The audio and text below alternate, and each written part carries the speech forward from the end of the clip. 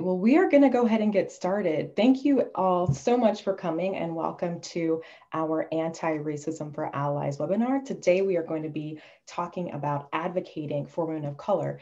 And this conversation is coming really at a time where it's more important than ever before and will continue to be. And so I would love to welcome all of our incredible guests. And we are actually going to do a round robin introduction for everyone. Oh, my name is Carrie Sawyer, I should say that. So it's funny, earlier in 2020, when we first started these, I was doing them every week. And now I'm doing it once a month. And a couple of them this year I didn't even do. So I'm like, oh man, like I get to get right back into the zone on this. So Carrie Sawyer, founder of the Inclusion First Project, and we're super excited that you're here. And so ladies, Poppy and I decided we're going to go in alphabetical order. So please introduce yourself, your name, where you are, why you decided to be a part of this webinar today, and what you're looking forward to talking about with us today most. And that's going to put Lisa is a middle school teacher. And so I see her taking her notes. So Lisa, we're going to have you go first. Hi, yes, I'm a nerd. I was taking my notes. My name is Lisa Wiese, rhymes with peace. I always have to make sure I tell that to people because no one ever knows how to say my last name. I'm in the suburbs of Chicago in Illinois. And the reason why I'm here, well, not only is Carrie a dear friend of mine that I've known for years, but when we talked and the topic of racism came up and addressing it to others, I mean, that's just something that I feel, especially nowadays, that it's extremely important for all of us to be able to be comfortable to talk about, no matter what our backgrounds are, and just to be educated in as much as we possibly can in order to, to stop the hate.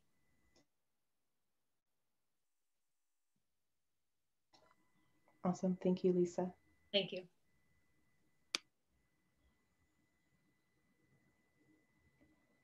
You're on mute, Marìa. If we're going against alphabetical order, it looks like starting with Lisa. I'm Marìa Nieto Sr., and I'm a retired professor from San Diego State University, where I taught in a program that trained counselors to be multiculturally competent social change agents. And I'm also on the board of trustees for the San Diego Community College District. And the topic of race and racism is a significant topic in my own life, being a Chicana person born in Texas and having experienced racism myself, then living in Detroit, where I saw a lot of anti-Black racism, and then moving out to California, where you see everything. I'm here hoping to be able to make a significant contribution of some kind, and also to learn from my colleagues that are here. Thank you for including me. Thank you, Marìa. So I think if my alpha skills are correct, that's me now. Hi, folks. My name is Poppy Fitch. My pronouns are she, her, and I'm here Zooming from the unceded territory of the Kumeyaay people. I am a community college educator. I am a former student of Marìa. And I think if I'm synthesizing how I enter this space, it is with a heart for a view of education as a mechanism for social justice. And as a white woman really interested in engaging in spaces where we can talk about race in a meaningful way that moves us toward or transcends where we are right now today, which is in many ways incredibly troubling.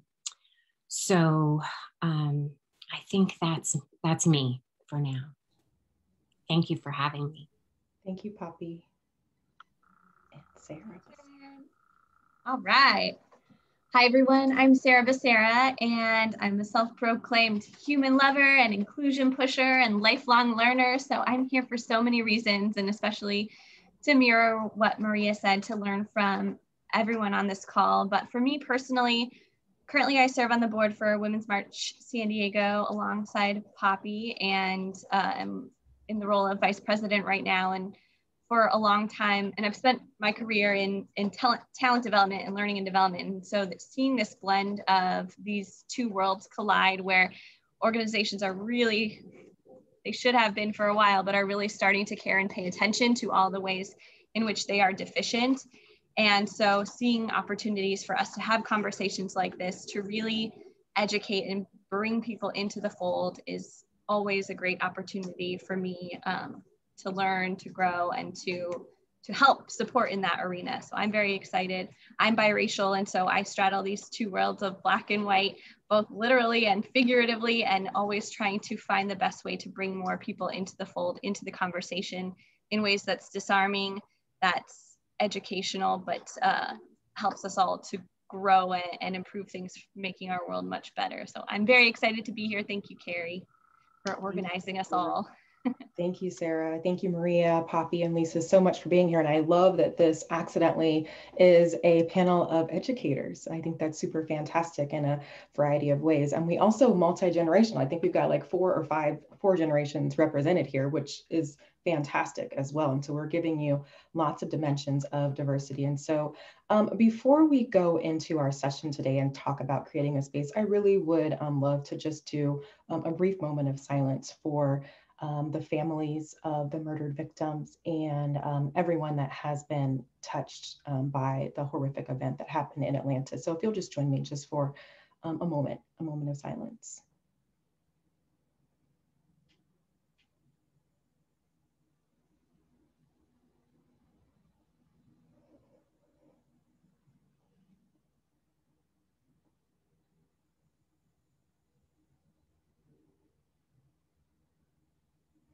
Thank you. Thank you.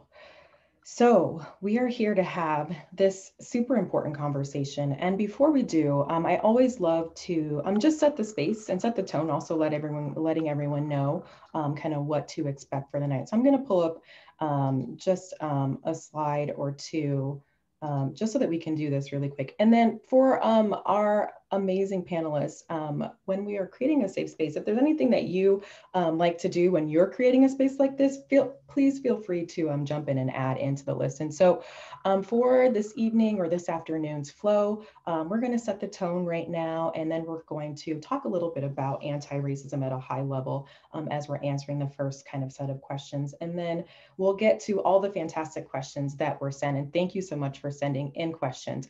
If you didn't send your question, or if you have another question that is sparked during our time tonight, please go ahead and enter that into the Q&A, and we will integrate that in as we can, as many of those as we can. We have a lot of great questions for you tonight, and so you're always able to do that. And I will also try to keep like a general eye on the chat, but it would definitely help me if you put in the Q&A so I can be sure to see that.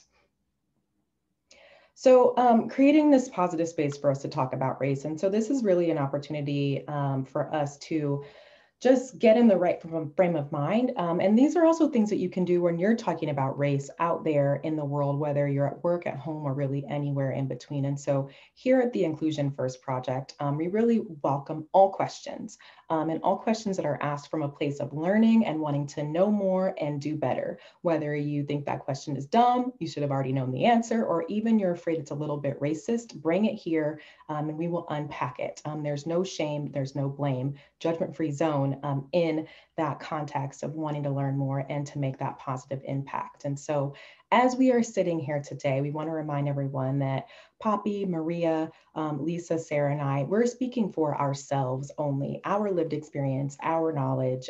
We are not speaking for all of any of our identities. So I'm not speaking for all Black women. Sarah's not speaking for all mixed women. Lisa is not speaking for all middle school teachers, and it goes on, right? We're anchoring in our experiences. We don't speak for other people. And we also don't know everything. It's just not possible. And so because of that, that means that sometimes we're going to get it right and sometimes we're going to get it wrong. And that is part of the learning journey when we are doing something that maybe we're not as comfortable doing, or maybe we're doing for the first time in some cases for some of our allies. But it's okay that we don't know everything. And all we can do is stand up in integrity, learn more, and do better next time when we do fall down.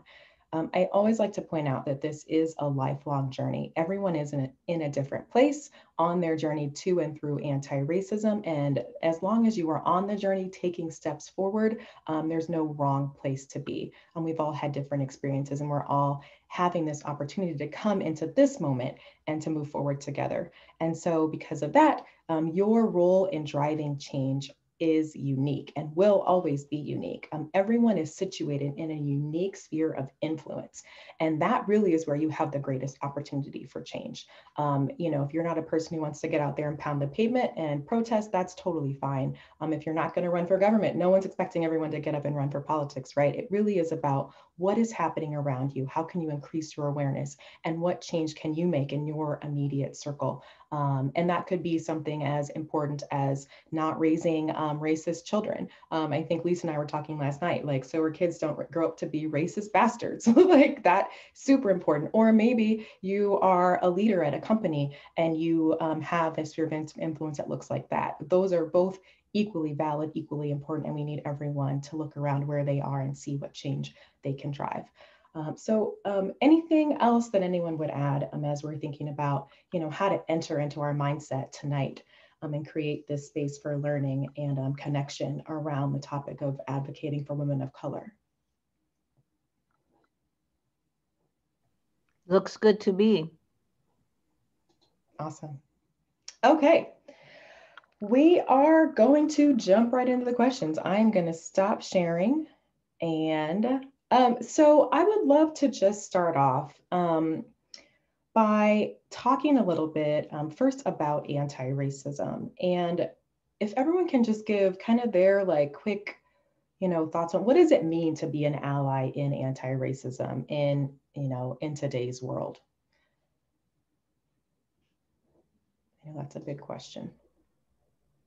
I can jump into,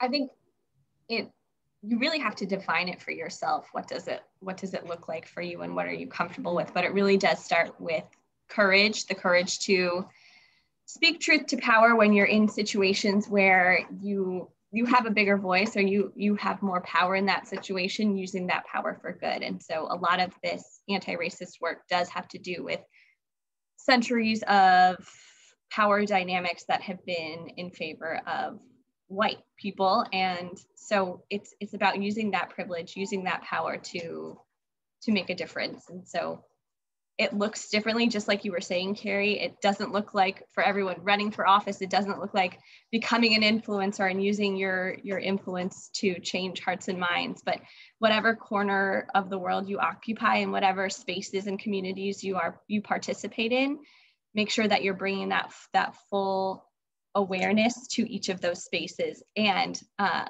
think courage is a skill that everyone can work on. It's a buildable, developmental skill.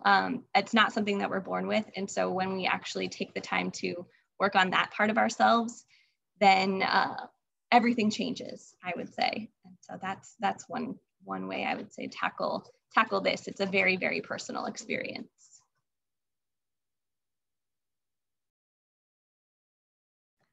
I agree with everything that Sarah says. I think one of the things that people don't always realize is that all racism isn't coming from white people. Some people of color also attack other groups, and even if they themselves have been discriminated against. And so one of my charges is, if I believe I'm experiencing somebody from my own group doing something racist, is speaking up about, excuse me, but all white people aren't like that. And, or let's unpack that a little more, or whatever group they're talking about, Mexicans can be racist against Blacks or Asians or anybody as well, because ignorance is just like beauty and honor and power. It's in every group. And so it's a constant thing, and it's in ourselves. Sometimes we have racist impulses without recognizing that that's what they are. And so we also have to do a lot of rigorous self-monitoring. to go along with what Sarah and Marìa were saying, I think also having an open mind is very important, and removing, those assumptions and stereotypes and even biases that we may all have. And also being able to step outside of our comfort zone. Sometimes I know we're in a pandemic right now, but everyone's in their own little bubble, but being able to be able to listen to others and step outside that comfort zone and learn a little bit more about what else is out there besides what is in your own culture. I think that also helps to fight that racism. I like, Lisa, the way that you frame that, stepping out of your comfort zone. I sometimes talk about leaning into the discomfort or the uncomfortable conversations when our natural inclination is to step back.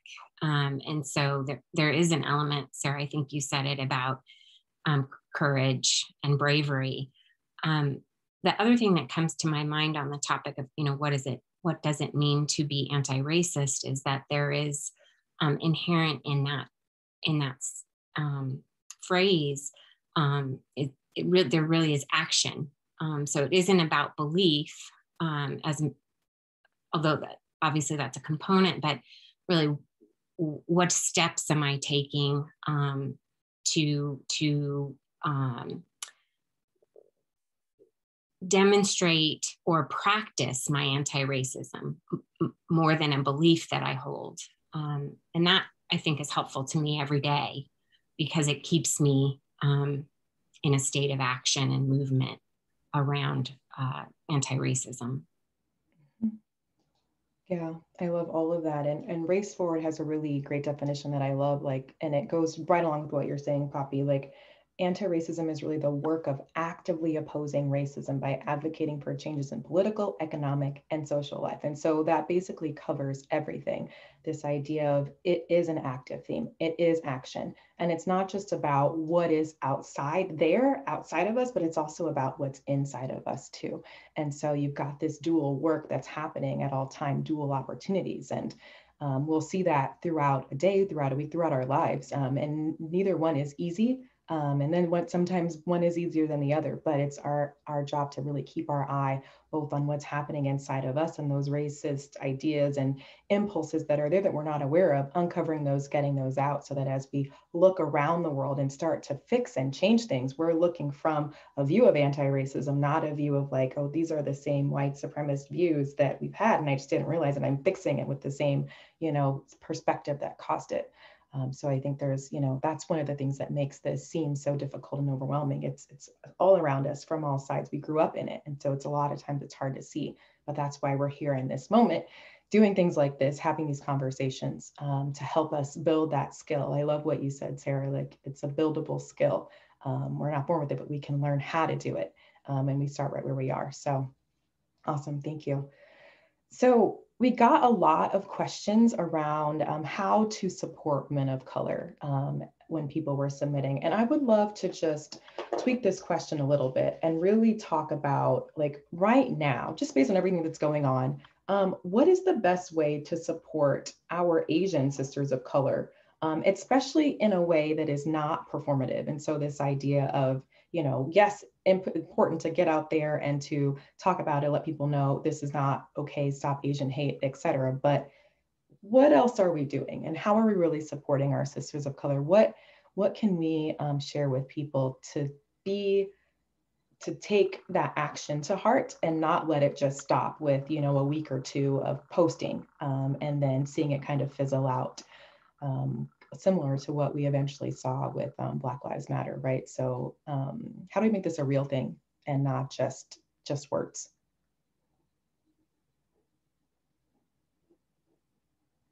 And sorry, ladies, I'm gonna ask you to solve all of the world's problems in just a few minutes that we're here together today. So I think with what's happening now, with the events we saw the tragedy we witnessed earlier this week. Tragedies, now we see it more, we hear about it more, and we do, because it's so in the sphere of awareness for all of us, we feel called to do something. And yet I really always encourage people to take a step back and go into the why. Why do I want to do something? Is it because I want people to know that I care, and that's the reason? So I'm going to post some things on my Instagram and let people know I care, just in case you were wondering, I do. And I heard, I was listening to Check Your Privilege was doing a live video the other day, and the Instagram account, and they were talking about, she had a guest on whose name I can't remember. They were speaking about how whenever something big and traumatic happens, we feel compelled to make a statement. And we saw that over the summer, so much so, performative statements. And really, when it comes to these matters, the only purpose of making a statement like that is to create awareness. Well, the awareness is already there. That exists. And so your statements are doing nothing but making you feel better about yourselves. The action and the continued action, the sustainable action, is really where you put the pedal to the metal as far as what you're doing. And I think we're so concerned about how we look externally and the appearance that we forget, like, none of that really matters if you're not doing something. And so I'd say the biggest things you can do are donate to organizations that are actually focused on the issue, and continue to donate long after this all of the media coverage goes away. Volunteer, get involved. What we love about Women's March as a movement, and Women's March San Diego specifically, as far as our focus, it's really about creating entry points for people to embody that activist persona. And so it's going out and looking for causes that you care deeply about, not just because it's a cause of the moment, because you are connected to it and you know that you can do something to make an impact. So stop making it such a performance. Nobody cares about your black box. People care about action and impact, and how are you doing that, and how are you measuring that for yourself? It's very soapboxy, but I welcome other opinions. That's just how I've been feeling lately, because we see it so much and it's not doing anything. It's just noise, more noise. I think also there's things like supporting minority-owned businesses. Right now, with all the attacks on Asian communities, we especially should be frequenting Asian restaurants, letting people know that these are folks that matter, letting them know that we don't have to be part of their own community to be supportive, to want them to succeed, to get food, to do whatever, in order to model that there are other people who care. That's, one small thing that we can do, but it can make a real difference.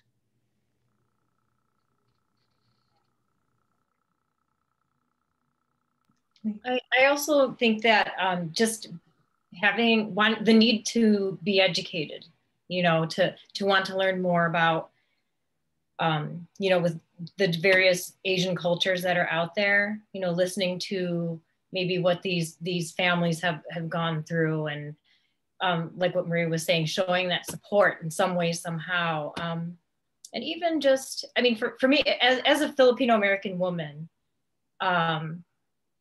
I know for me, like, I appreciate even when people want to learn more about me and my culture, because I oftentimes get mixed up with, other ethnicities out there. And so even when people give me the chance to be able to share my experiences and what I've gone through, I really do enjoy that, and them showing their support, it makes me, just want to share more of my stories out there to people, which is, I guess, part of the reason why I'm here. Yeah. Thank you, Lisa. Thank you. Thank you, Marìa.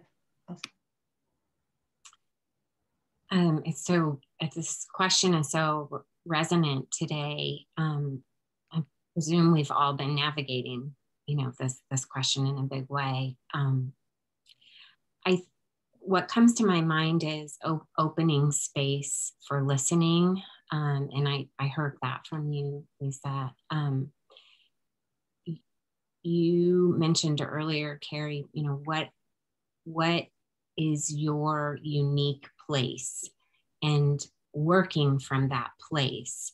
So, you know, whether it is, you know, in an organization, in the workplace, interpersonally with your friends, really acknowledge, and this is such a tricky one. And I think we have a question related to this, you know, how to open space without making assumption about how people are feeling, or if they're feeling any particular kind of way, or if they're in a place where they feel good about sharing that.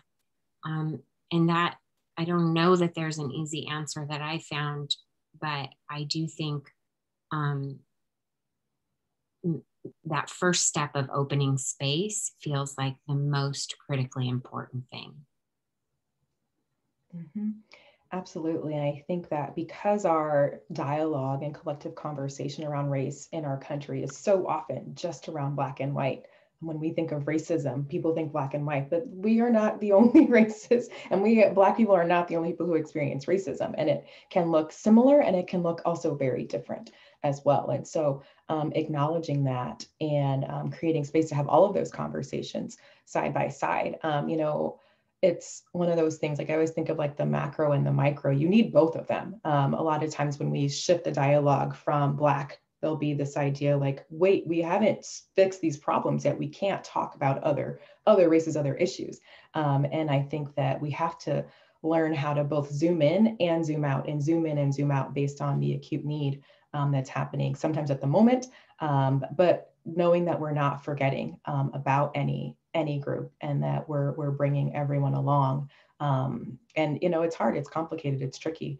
You know, and the thing is, we don't want to wait until something horrific happens to decide that it's time to now address racism against Asian people. Like, why is that our pattern?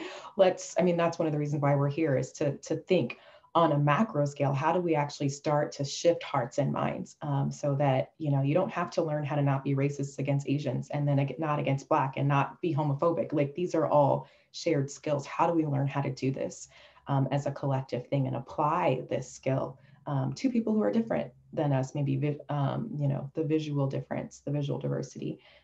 So Poppy, I would love to actually, thank you for alluding to that question. I would love to, we can just go right into that question. So I've got a really great question.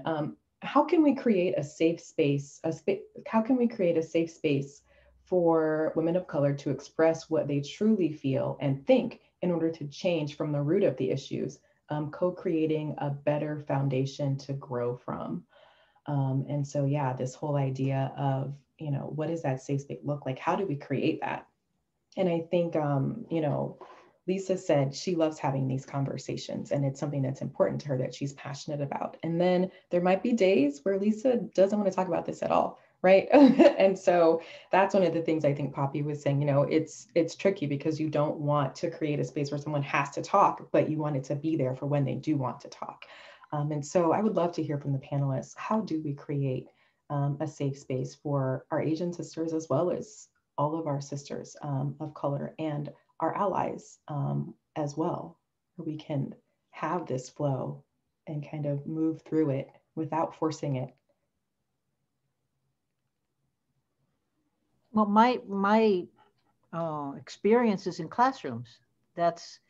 And I taught in a program where the students were very different from each other. We very purposely bring together folks who are gay, straight, Black, brown, Christian, Muslim, Mexican, Filipino, Vietnamese, whatever, just a variety of folks, and have them engage with each other. And we set up some structures that people are to speak respectfully, to, you know, et cetera. I mean, we sort of the way you started us, Carrie, with a set of common definitions of what is acceptable and allowable in the space.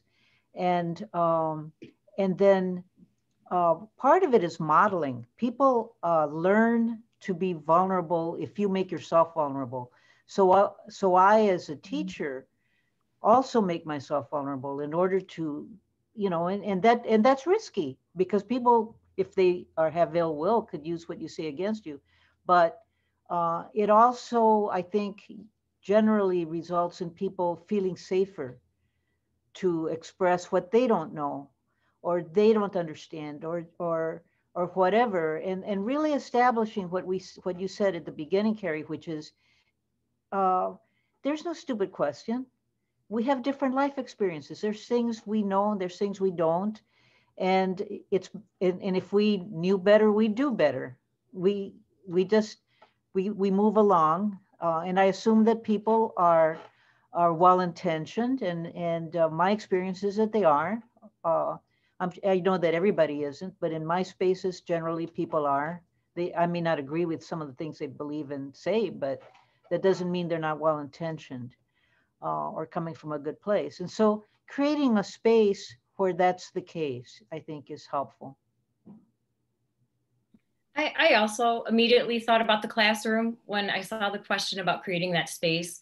I agree with everything that Marìa said. I mean, setting up that structure, the trust, the respect, you know, expressing to, I mean, I work with 8th graders, but, you know, letting them know it's okay to disagree with somebody, but there's just a way to do it. You know, you have to respectfully disagree. I tell my students, you know, this is not a yelling match. We're not going to yell at each other, but you can respectfully disagree with someone, have the evidence, have the proof, you know, have your reasoning, but it's going to happen. The way that you think about something, your perspective could be completely different than what I think. And, you know, I think people have to know that that's okay. You know, it also depends on, well, at least with students, like how they were raised, because their parents may have raised them to have these certain beliefs and, you know, these certain sort of standards to live by, where it could be different than the kid who's sitting right next to them. And, you know, you have to explain to them that, you know, how you were raised and how this person was raised is so different. So that means your beliefs could be different from the person that's, you know, near you, or in this case, the Zoom tiles that you're next to, you know, with my students. So, and also, you know, with letting people know that they have to have empathy and understanding too, when we're having these sort of conversations, because like what Carrie was saying, so her experiences are completely different than mine, even though, you know, if we had racist experiences, maybe, you know, hers may have been harsher than mine, than what she's gone through. So just having that understanding. Yeah. Thank